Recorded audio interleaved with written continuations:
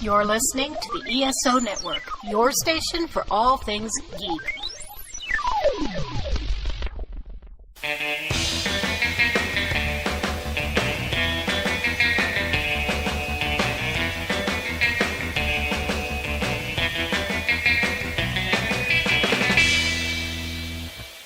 Hello, and welcome to Myopia Childhood. This week we are talking about eight-legged freaks. So, you know how you always wanted more David Arquette in your life? No?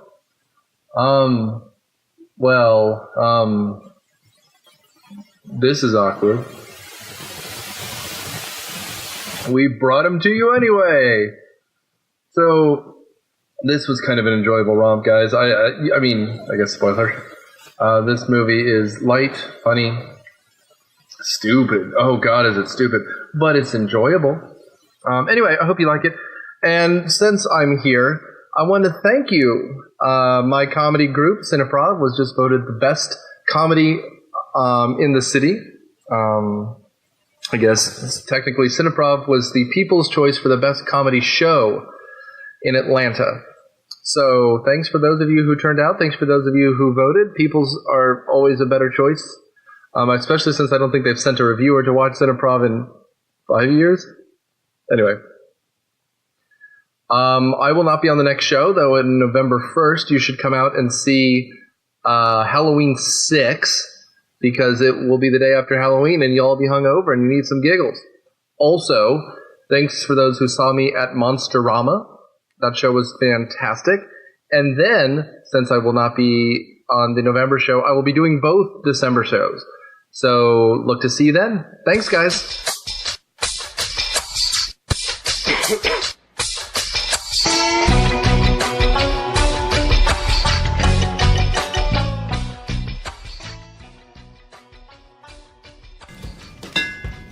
Welcome to the Soul Forge, a place of silent mystery, quiet contemplation, and outright mayhem.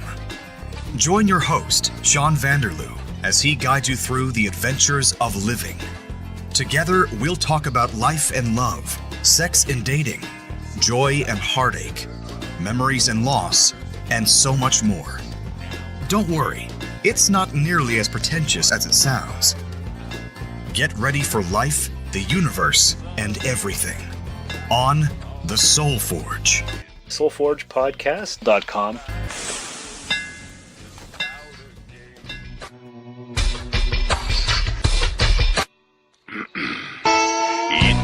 Welcome to Myopia Childhood. This week, continuing with Matt's Monster Movie Month, we engage in eight-legged freaks. I guess the ID software game that no one ever got to play. I guess except for David Arquette. I'm Nick Huff, host of Myopia Defender Childhood. On a panel we've got Jeremy. And Hello, this is Daniel, and I once fought off a giant fire ant. Matthew W. Quinn, the aforementioned monster movie master and author of a small-town monster novel, The Thing in the Woods. Well, so it's good to be back. It's actually, you guys have not noticed a difference in regularity, but we haven't been recording for almost a month, as I've been getting used to a new job. So it's good to have everyone back around the square table. Nick sells his body on the streets at night. Just imagine a lot of neon lights in a montage. You don't have to wear that dress tonight, Nick. Nicholas, you don't have to put on the red light. I was going to see how long he was going to do it. But after doing Godzilla, which is a massive budget movie, and not good, but it's all on the screen in bad CGI form, we enter a $30 million movie, which I think in its entire domestic run made back $12 million or something. I saw it in theaters back when it was first No released. kidding. Wow. Oh, yeah. There was AC in the theater. It was one of those things where my brother and I, it was the summer, it's like, okay, what do we want to do? So it's like, well, Mom and Dad are working, we can walk down to the theater and see what's playing, and by the time you get there, you know, you've already walked through all those back suburban trails. You might as well see something. Yeah. And I will throw at you, coming out on July 17th for a monster movie, tells you exactly what the producers thought of it. That it was not going to be the Halloween release that they wanted it, and so they went for a summer blockbuster. I think we're going to have some interesting mixed opinions on this. We'll get to it, but Matt, as the person who chose this, Do you want to give us a plot synopsis? Okay, the small town of Prosperity, Arizona is not very prosperous because the mines that sustained it are all circling the drain, and the various business schemes the slimy Mayor Wade have come up with aren't really bearing fruit. And so then the son of the late mine owner comes to town and tries to rekindle his romance that probably never actually happened with the sheriff, played by B-movie goddess Carrie Wooer, however I'm pronouncing it. Yeah, you're fine. But someone had spilled some toxic waste into the local river, and the little crickets have been eating it, and the local creepy eccentric has been feeding them to his spiders, which are now the size of SUVs, and it explicitly says in the back cover, the size of SUVs. So, can they save the town from the badly computer-animated spiders? We'll have to find out. I just want to say that local creepy town eccentric is Tom Noonan. Show some goddamn respect, sir. Well, I mean, Who's Tom Noonan? Yeah, as you can tell, I'm not nearly as much of a film enthusiast He's as been, I these think, people. in 2 movies we've done. At least one. He was in Monster Squad, which we did. He was RoboCop 2. He was Kane the drug dealer. He's in Last Action Hero. He's in Manhunter. He was in Anomalisa. Synecdoche, New York. Did I pronounce that right? Say that again. Synecdoche? Schenectady. Okay. Synecdoche. Yeah. So one of us got it right. I think. Okay. It wasn't me. And he was in Frankenstein's Monster and Monster Squad. Yeah, okay, I said that one. He is. I mean, if you give Carrie Wurher credit as B-movie royalty, he's kind of that. He's been in. He was in Money Train, which is kind of a stay tuned. He's amazing, is what he is. Yeah. So was Chris Cooper, one of his first roles. Yeah. That's a great movie. A stupid movie, but a fun movie. I think that, again, it's a stay tuned. Astronaut's Wife. Ugh. A movie called They're Made Out of Meat. So there you go. I want to find out more about that one. What was that movie he was in where he hires a woman to ostensibly be a babysitter, but it turns out she's supposed to be like a sacrifice to his pagan religion? What? Is that the biopic? I want to find out more about that one, too. I'm looking it up. Okay, so we start out with a guy who's driving down the road with We start out with Black Art Bell. Yes, exactly. Dougie Doug from Cool Runnings, right? Mm-hmm. Which one was he? He was Sanka. The Rasta? Yeah, I think so. The guy who was always cold. Rasta. Okay. Yeah. Yeah, that guy was hilarious. You know what I recognized him from? He's in the episode of X-Files where he's sending the paper hearts to Scully as a serial killer, Tom Noonan. Oh, yeah. He just has the face for a serial killer. Anyway, sorry, going on. Well, hence Manhunter. Yeah, hence Manhunter. Oh, yeah. He does look like a kind of Frankensteinian version of Christopher Lloyd. And he did play Frankenstein, so there you go. But yeah, Sanka Coffee, he was also in The Cosby Show. So Dougie Doug is your Art Bell type. He's your Alex Jones type. I was trying to think of that guy's name, Art Bell, because I couldn't. I was like, Art something. Yeah, Alex Jones's conspiracies are about people, and they're a lot more destructive. Art Bell's about aliens, and they're funny. Did anybody listen to that clip of Art Bell where somebody called in claiming to be an employee from Area 51? Oh, yeah, that's a classic. That's where we get, so much stuff about the secret underbases and, whatever. I need to listen to that one for some UFO stuff I'm working on. Check out Matt's website. Check out his books. You'll learn that they're not aliens. They're interdimensional beings who've been lying about who they claim they to be. So the ultra-terrestrial hypothesis. Sure, why not? Yeah. It's only topical because of who Dougie Doug is. Anyway, so what we have here is Dougie Doug is talking about, that there's reptilians and government goblins. This is really the Alex Jones stuff, right? All right, folks, there's a race of alien spiders out there. They're the alien spiders that made my wife leave me, okay? They made me eat that big bowl of chili that made me forget my children. This is why I fall asleep hugging a pillow a little too much these days, folks. It's the damn spiders! And they want to probe my butt! Your impression is getting really good. Also, what about mine? Because that was the first time I gave it a try. Good dry run. You just need to sound more desperate and angry, and like you're pretending to still be 44, even though you've been on the air for 30 years. Yeah. But yeah, out on the edge of town in this trailer, we zoom out, and he's talking about the government, blah, blah, blah, blah, blah, stealing our jobs and stealing our land and FEMA death camps and whatever else. False flags, gay frogs. And his butt. A lot. He does talk about his butt and getting probed, whatever. He does bring up an interesting question. Why don't they ever go through the front? Maybe their machine is too big. So we then cut to a truck who's listening to it. He dumps some radioactive plot device into the local water supply. I figured that the whole radioactive makes things big trope would have been dead by now, but no. Well, they are a little more creative with it. Instead of directly mutating things, it mutates the things they eat. Like when the poison goes up the food chain. Like, this must have been like when mercury was like in shrimp and tuna and like everyone was paying. It's 2002, guys. Oh, also, did I mention this? This movie was like... This movie was cursed. Did you hear this? Okay. The movie is dedicated to 3 separate people. One, Louis Arquette, the father of David Arquette, died during production. The other 2 were Don Devlin and Pilar Surratt, the producers' parents, who both died of lung cancer during production of this movie. They're smoking all the radioactive waste that makes the frogs gay. My son is in a giant spider movie. I'd rather die than watch that. I mean, if that was the case, he would have died after Godzilla. He made that too. Oh, gross. And Arquette was in WCW Heavy... Well, here was the environment when this movie came out, because I saw this on the Tribune, but I also remember when this was a thing.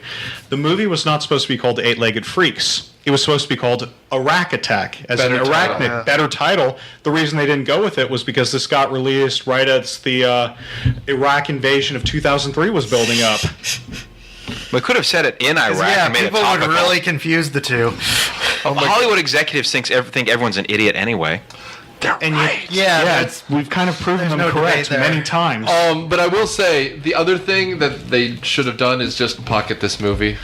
Spend another 6 months and fix the effects, because it looks rough. Or just release it. Rough is an understatement. They should have gone lower. I mean, it's already a B movie. Why try and pretend it's otherwise? Make it cheap as hell. Use practical effects. More of just spider legs being lifted out of polyurethane. It reminded me a lot of Gremlins, but Gremlins was made 20 years earlier with puppets, and they're better looking than these bad video game things. Oh, the CGI in this movie is probably the worst CGI I've seen since Spawn. Well, and the funny thing... We're never going to let me forget that, are you? No. Well, he didn't blame you specifically this time, but now that you brought it up, it's your fault. Punish me! Oh, gross. But the other thing that's funny about it to me is some of the spiders, like the big hairy tarantula thing, is actually pretty well rendered, and then it's surrounded by less well rendered spiders. Oh, yeah. It's actually very distracting that, like, there's different graphics engines that work on different things. Any of y'all remember Lost in Space? I try not to, but well, now you do. Yeah. We did it for this very show. We did. It was like the 13th or 14th episode. I think M suggested. And all those crappy spider things and Spider Gary, what's his name? Old man. Gary Oldman. I almost called him Gary Coleman. Is it really a sir? No, of course not. Oscar winner Gary Oldman. Yeah, that doesn't mean anything. But he was replaced by Gary Youngman. Yeah. Larry Youngman. Yeah, so just him without a mustache. I mean, so many badly CGI spiders everywhere. Yeah, that's kind of the 2000s. I don't know why they thought spiders would be easy. I mean, at least Pixar did it right. Just like, we can make plastic-looking things. Let's just make a movie based on plastic-looking things. Mm-hmm. Anyway, we show up at Tom Noonan's house, and Matt was right. He's the creepiest man in this movie, and we deal with giant, greasy spiders. And that's before Tom Noonan starts showing off his vivariums. Oh my god, and he grabs the child by the face, and you're just like, Yeah, they kind of deconstruct the innocent child befriends misunderstood eccentric. Like his mom, the sheriff, doesn't want him hang out with him either. Her mom does not think he's Doc Brown. His mom thinks he's a pedophile, and it's kind of clear. I mean, you don't get Tom Noonan if you don't want to go creepy. And he's got a parrot that says, "I see dead people." He loves that movie. Oh, that was such a terrible joke. Yeah, that was bad. That is foreshadowing. Well, no, it's really just a terrible reference to another movie. There are a lot of... I mean, obviously this is them. This is them, this is Dawn of the Dead, this is Alien, this is Gremlins, this is Arachnophobia shoved into a blender, and they served us the result. And I was trying to think, was the And I want my money back and a free cookie. Them? The 50s? Yes. Yes, it is. Yeah, They walk by them on the TV. Yeah.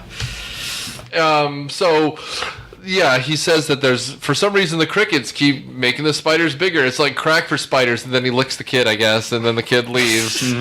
And we notice that one of the cages is open, one of the tarantulas gets out, it's on the back of his neck. Yep. And then the next thing we know, there are thousands of spiders on the wall because no one told anyone what was happening in this scene. Because apparently toxic waste makes spiders into social carnivores like ants. Well, no, but my point was, one spider escapes. And then the second Tom Noonan gets bitten, which is not how this works, but whatever, let's say for a second it is, he turns around and there's millions of spiders. I thought he was thrashing around knocking all the cages open. They don't appear on the ceiling then. It's like They were just teleport everywhere. walls, yeah. And the reason I bring it up is the CGI is so bad, they look like flying toasters in the background of a screensaver. So it's like they move backwards and forwards, there's just hundreds of them. Are they brave little toasters? Ugh, gross. God damn it, Matt. Anyway, and then at this point the horror movie starts. That's just kind of it. Like, there's not a lot to this, except there's a Scooby-Doo C-plot that's happening, where the mayor's on the phone with, like, a vague yet menacing government agency, and he's like, you want to buy the town for how much? That didn't go anywhere. No, like I said, it's a Scooby-Doo plot. Like, We're going to be storing toxic waste in the mine under my property. yeah, pretty much. Wasn't that a Simpsons episode at one point? It was, and Mr. Burns... Isn't that It's the monorail. I thought that was one where Homer becomes the mayor and he turns the town into a giant dump site. That's the Sanitation garbage. Commission. Yeah, and then he has a music, the garbage man can. Yeah. It's Steve Martin, I think, is the other guy. Indeed. Yeah, I agree. The movie didn't really get started until the Great Vivarium Massacre. But I disagree. I think the movie got started when Scarlett Johansson first showed up. I'm just saying, as a 14-year-old, almost 15-year-old at the time, that was a very important moment in my life. He became a man that day. I don't want to think about Daniel becoming a man. We had a ceremony and everything. ScoJo was also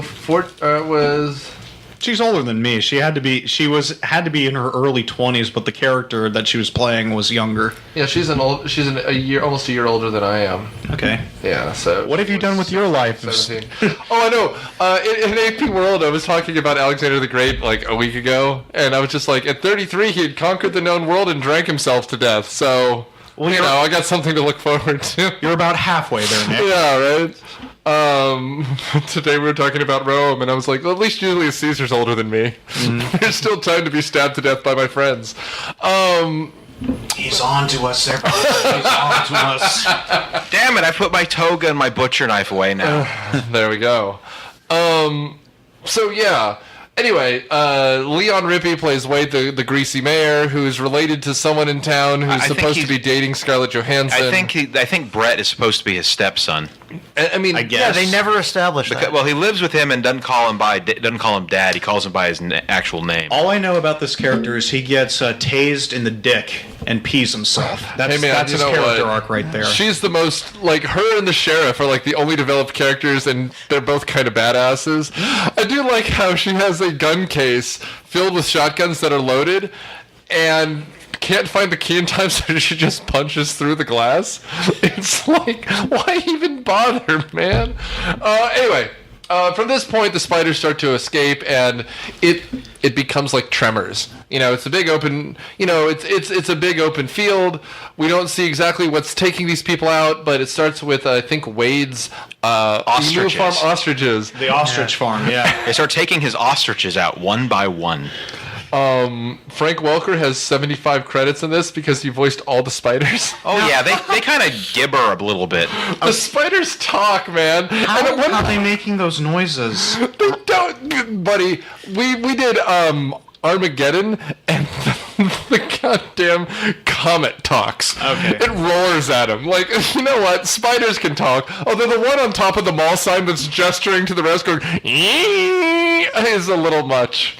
That's maybe where I was getting the Gremlins vibe. The monsters invading the town, and they kind of communicate with each other.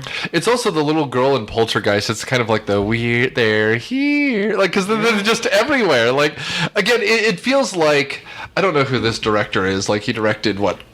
Nothing mild after pornography. He directed 2 straight-to-TV sequels of Return of the Living Dead.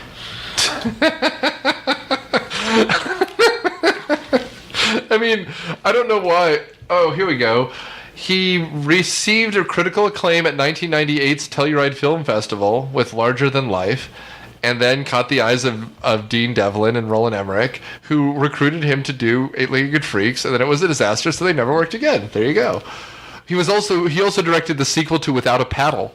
Oh, there was a sequel to that? It sure was, called Nature's Calling. I wonder what oh, gross. Oh, it even looks worse. Ew. Oh, man. 2009. It was made, all of its box office was in DVD rentals. Oh, and currently on the Tribune, there is no trivia whatsoever for the sequel to Without a Paddle.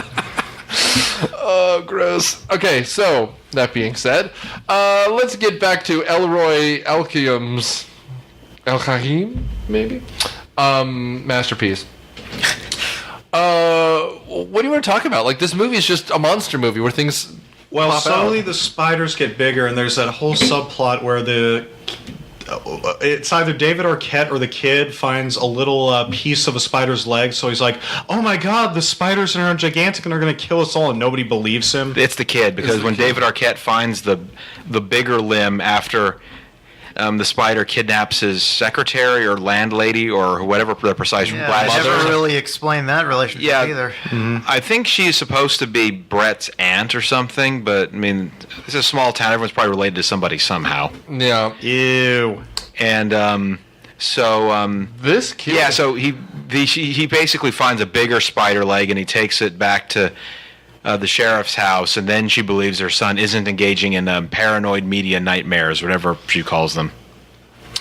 There's also that subplot of him coming back to town to try and reopen the mines because he's convinced there's gold in them there hills. Which the spiders find, if you remember correctly. Yes. Well, it's in the alien cocoon scene right at the tail end, where that's where they're cocooning all the victims for the mother spider.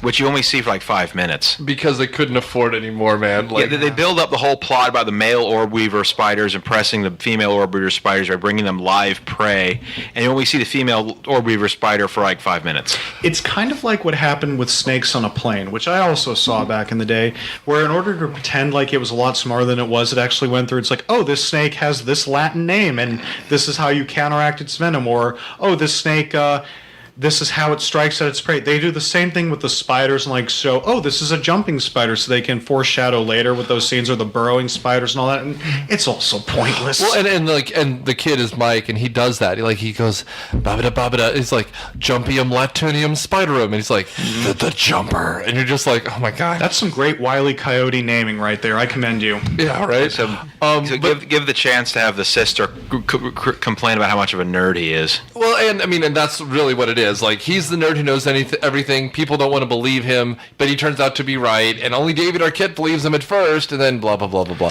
Yeah, this was a precocious kid movie. We could have included it in the Precocious Kids Month. We kind of. I will say though, this kid is the only one who made it out of this. He goes right from this to being young Matt Murdock in Daredevil in 2003, and he's the friend in Dickie Roberts' former child star. I think there's at least one other person in this movie that maybe reached some loftier career goals after this.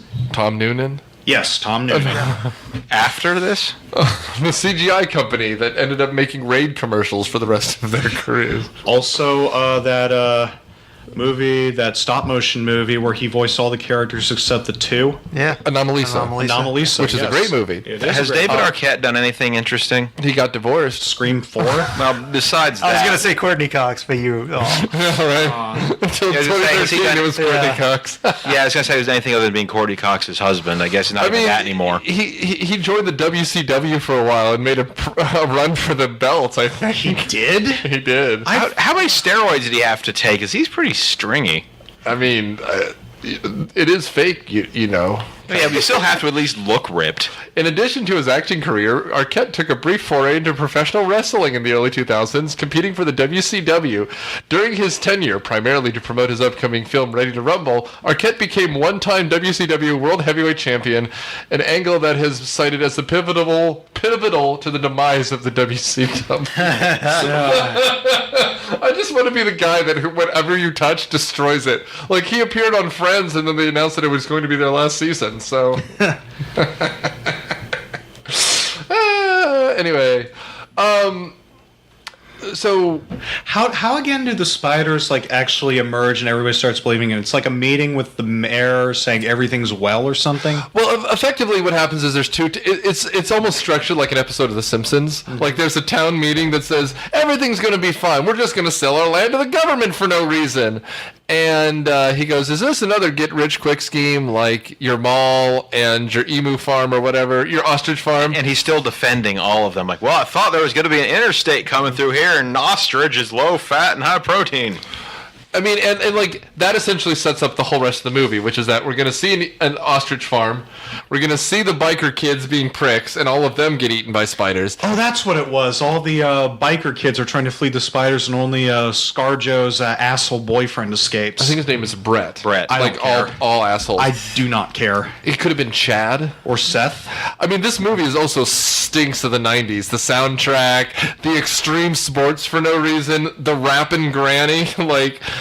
Hey, where's the rapping granny? Oh, I'm just referring to the old woman who's like the... in Wedding Singer? No. I mean, literally the old woman in this that knows David Arquette. Oh, Gladys. But like... Oh, man. But yeah, anyway. So from here, we have a... What? I mean, this is just when people start dying. Like, the spiders end up out in the dunes. At first, they start crawling into people's drywall and, like, stealing cats through it, which, in 2002, that was actually a pretty good scene, because, you know, the cat's getting smashed against the walls, and you see the that was definitely the best scene of the movie. Well, nowadays, it just looks like a cartoon because the CGI's that bad. Well, or like, the one I was thinking that, like, starts like a Tom Savini scene is the one where the guy's in the mine spraying down the thing with water, and then you see the lump moving through the spider, like through the hose, and he's like, "What's going on here?" And the spiders go into his mouth and come out. I'm like, if there had been a practical effect there, that would have been wonderful scene. But then he just starts spitting out like doom sprites, and at that point you realize what the movie's going to be. So he's a cacodemon spitting out the lost souls at you? Exactly. Sure. I mean, but like, that's the point. Had there been anything, that's where it needed to be until the end, right? When methane magically smells like something, and and then there's an explosion or whatever. But like, you just need something, and there's not even that Jaws scene where there's like secret horror. It's all like immediate. Well, this is clearly what it is, and that scene with the rapist is really awkward. Like with Tom Noonan's character, where he just is screaming that he's covered with stuff, and they try to call him later, and everything's covered in webs, and there's never tension. Yeah. Anyway, I mean, we've already been talking over almost half an hour now, so we can kind of get to just how it ends. I mean, unless there's something we want to talk about. Let's talk about the mall scene, because it's like pretty much the script said, okay, you remember Dawn of the Dead? We're going to do that. We're going to do a Dawn of the Dead now. I mean, because the rest of the deaths are kind of nothing. Like, well, it's just the spider jumps on people, and then that's it. There's an old man watching TV, and there's a spider behind his chair, and his friend watches him. And oh yeah, that's another thing this rips off. It was like the grainy scene in Mars Attacks with that giant cannon. Yeah. His oddly enthusiastic barber friend, who when David Arquette is having his mustache shaved, he's like, don't get out of the chair. They try to hold him down while he shaves him. Well, that's just how David Arquette always gets a haircut. He's like a child. He's like a toddler, like, I don't want to get my haircut. Or a cat. There you go. There you go. And then, like you said, like we mentioned earlier, there's a kind of chase scene through the desert where people start getting kicked off of their scooters and stuff, or their their motorbikes, like their crotch rockets. Now, what I will say, that must have been a hell of a thing to see without the CGI. I would have loved to see what it looks like, because what it was probably is someone wearing a harness and then riding at full speed, just randomly getting yanked off bikes. Because without the spiders actually there, that's all that's happening. That would have been cool.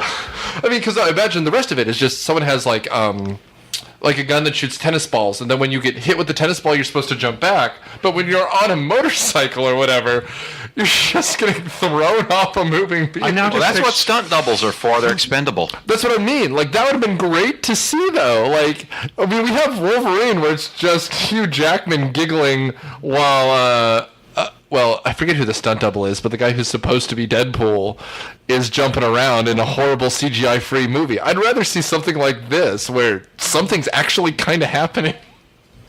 Anyway, that's just me having a moment. A senior moment? I mean, it was your birthday. I'm like a year and a half younger than you, aren't I? Yeah. Oh, there you go. So... I've annoyed people so many times today, they're throwing things at me. This is a milestone.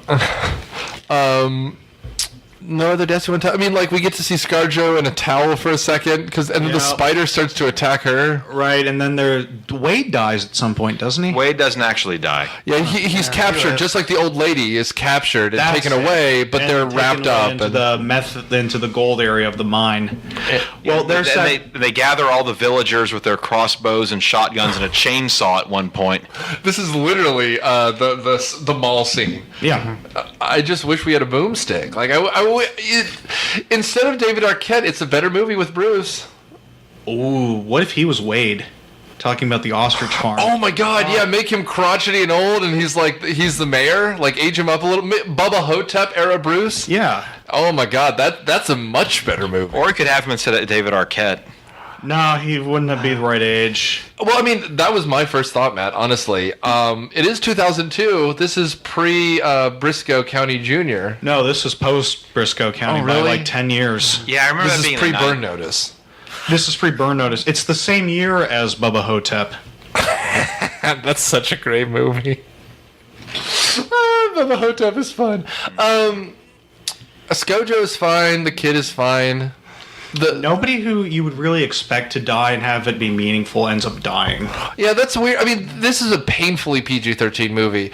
You bringing up snakes on a plane made me wish there was a little bit more gore or nudity or anything. Not that I just want to see naked people, but it raises the stakes. Well, you do just want to see naked people. I mean, of course, but like... When did Pornhub come out? Right. I think this is before that.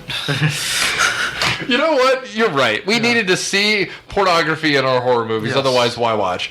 I mean, Jason Voorhees, that's essentially what you're watching it for. And then there's a knife. I get really weird sexual things about knives now. There's probably a fetish for that. Sure is. Anyway, but yeah, like the end scene is at that mall that they're kind of barricaded inside. The mother spider comes up, or a large spider acting like a tank comes up to tear a hole in it, and then they're like fleeing through these waves to underneath to the caves for a final standoff. I do like David Arquette in these scenes because he's just gone completely off the rails and he's committed to overacting as much as possible, and that's where we get the title of this movie. Eight-legged freaks. And they say a rack attack like 7 times, and every time they say it I think, better title. I'm wondering if Eight-Legged Freaks was ad-libbed, because it looks kind of wedged in there, just screaming at him, back off you eight-legged freaks, and he doesn't No, he doesn't say back off you eight-legged freaks. It's back off you eight-legged freaks! And he has not shown that much energy throughout the rest of the movie. I know, it was listed in the divorce proceedings. Yeah, I'm wondering if it's like Snakes on a Plane, but actually filmed it later. The story goes it was improvised, and when they couldn't use a rack attack, they just chose it for the title. Yeah, so. Pretty much. I mean, who knows? It's IMDb. Like, I could technically say anything I wanted about this movie. It was supposed to be a sequel to the erotic awakening of Hercules. Like, and then scripts took it. It's like Troy McClure as Wade. It's like the James Woods scene from The Simpsons, where he starts out being racist, but then it's sorry, just James Woods humor. I used to love James Woods, man. What happened to you? Well, it was at the scene where he was at the Quickie Mart. He goes, "How did I go from being an uptight Quickie Mart clerk to being an Eskimo attorney?" And he goes, Oh, that makes sense. Like that's what it is. James Woods is kind of great. Videodrome?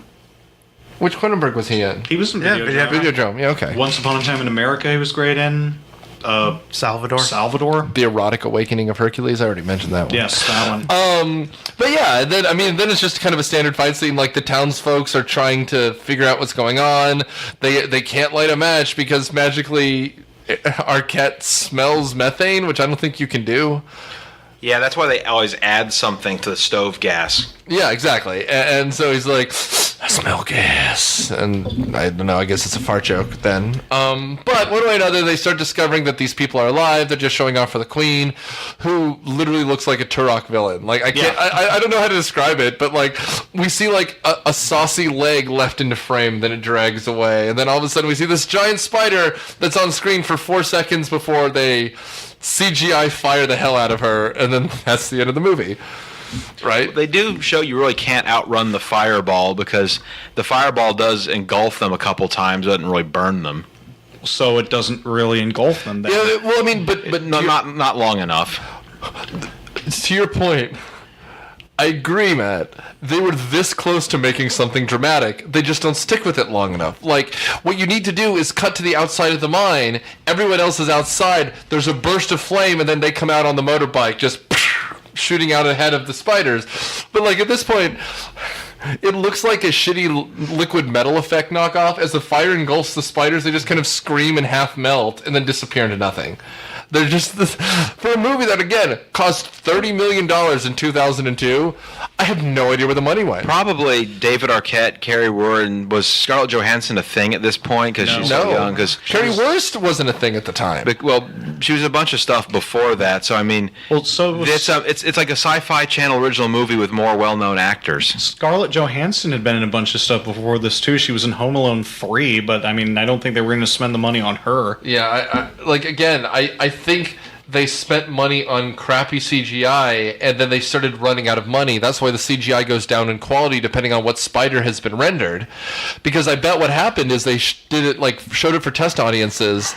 They weren't impressed because there weren't enough spiders, and so they had to go back with like an extra $1 million and add more spiders. And since I saw this movie advertised everywhere, I imagine it lost money hand over fist. Because even if you make $5 million of profit, that's all swallowed up by the advertising, and doesn't count in the box office. Like in Box Office Mojo, they don't tell you that. But like, I think you're right. I just figured that with a box to make profit, you had to double everything. Right, and this didn't come close. That being said, Arquette was probably the most expensive part because by this point he had been in everything he was good in: Buffy, Airheads, Never Been Kissed, Beverly Hills 90210, Friends, Blossom. Yeah, he'd been in everything. Didn't even mention the Scream movies. It's here where he met his future wife, Courtney Cox. They married in 1999, and then he did an advertisement for Coke. Good for him. And it was all coming up Millhouse for David Arquette. He produced a number of TV shows called Daisy Does America. Oh my. Phrasing. Are we not doing phrasing? For TBS.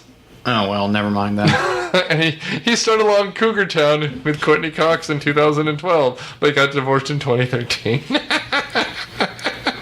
14 years. That's pretty long for Hollywood. Oh, gross. He was in Hamlet, too. I like that movie. That was pretty good. Anyway, so shall we wrap this one up, gentlemen? Why not? Anything else you want to talk about? Well, let's talk about the actual ending with Dougie Jones sort of recapping the entire plot. Please. Where he was trying to get back on his radio show and talk about how this is how we defeated the alien spiders, which aren't just spiders, they're alien spiders. I believe somebody actually uses the phrase, they're spiders from Mars at some points, which is really, I think David Arquette had to convince him that they were actually aliens in order to get him to let him use their radio. Okay, something like that. But anyway, he then talks about, well, now, as far as David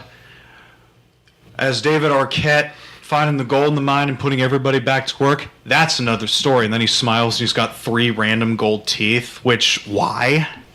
Because they found the gold in the mine. Yes, but also random racism, kind of. Yeah.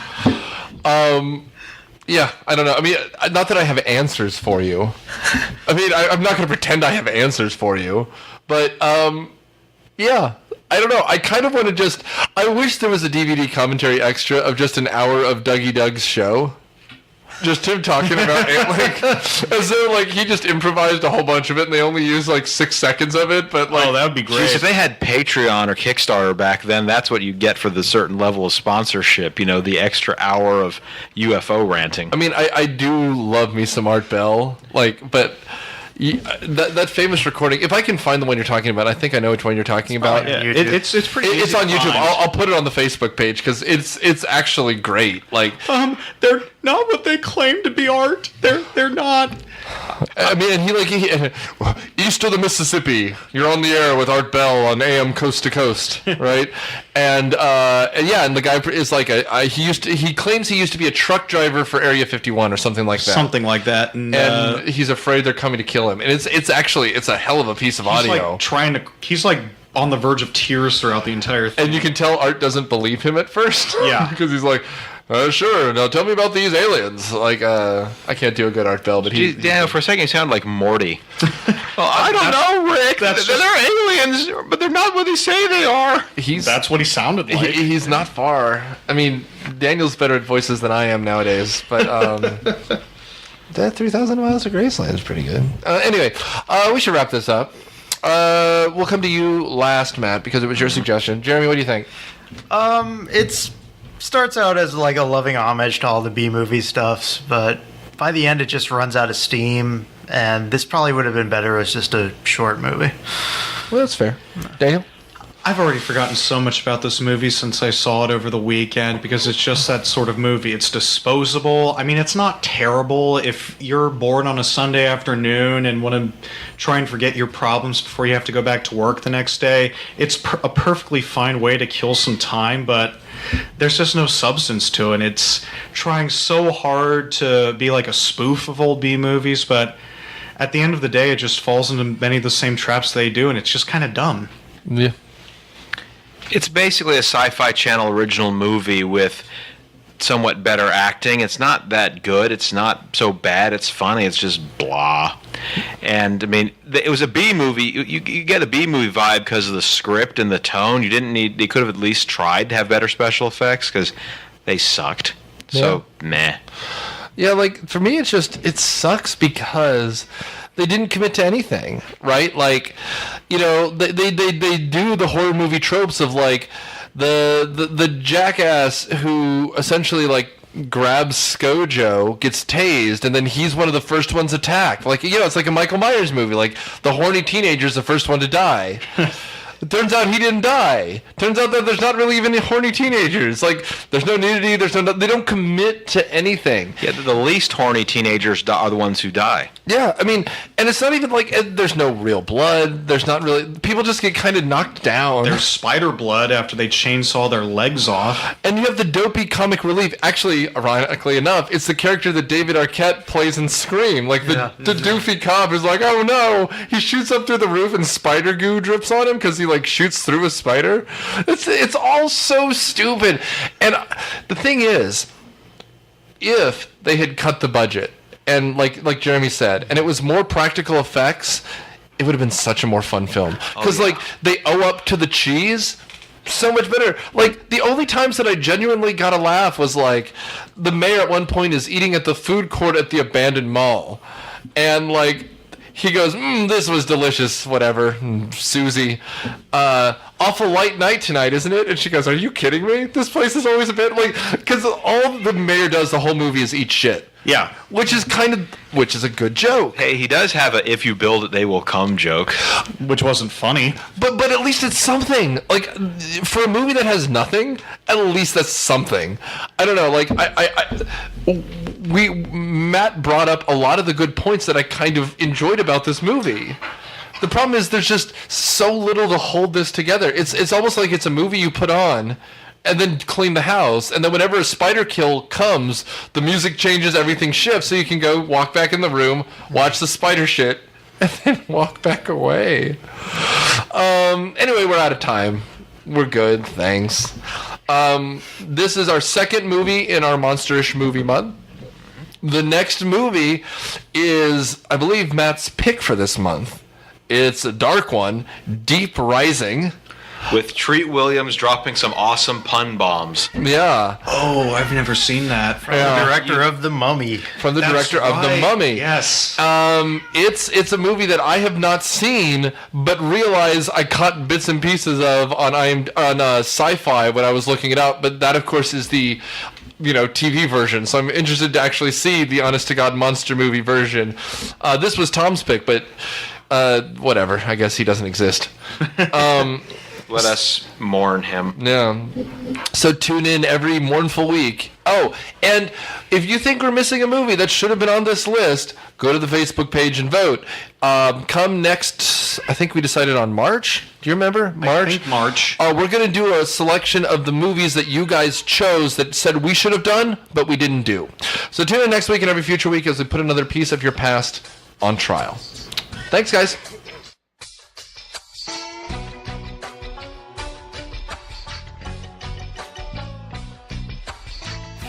Myopia Defend Your Childhood is hosted by Nick Hoffman, edited by Candace Burns, and executive produced by Nick Hoffman and Candace Burns. It is produced by Daniel Suddas, Matthew Quinn, and Thomas Herman. We are a proud member of the ESO Network and a product of Dude Letter Podcasting. Our theme is Surf Shimmy by Kevin MacLeod. Find it at incomptech.com. It is licensed under Creative Commons Attribution 3 license. And thanks. Watch the spider out. Out came the sun. This has been a broadcast of the ESO Network. Be part of the crew and help support our shows by donating to our ESO Patreon or by shopping through Amazon.com or the TeePublic store, which can all be found at www.esonetwork.com. The ESO Network, your station for all things geek.